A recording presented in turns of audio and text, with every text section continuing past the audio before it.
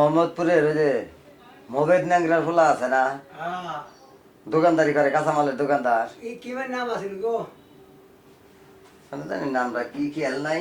মজিবর মজিবর মজিবর, মজিবর দোকানদার। মজিবর ওর হাটনিটা আমি দেখছি একদিন, এটা চেষ্টা করে দিই পারি কিনা। এই যে কাঁচামালের দোকানদারি করছে না, মাথার না নিয়ে, এই যে হাইটে দিকে ঠিক করছো, এই যে মাথা থাকছে না, এই। হ্যাঁ হ্যাঁ হ্যাঁ, ঠিক ঠিক ঠিক ঠিক। তাই না? হ্যাঁ সেই একেবারে এই যে,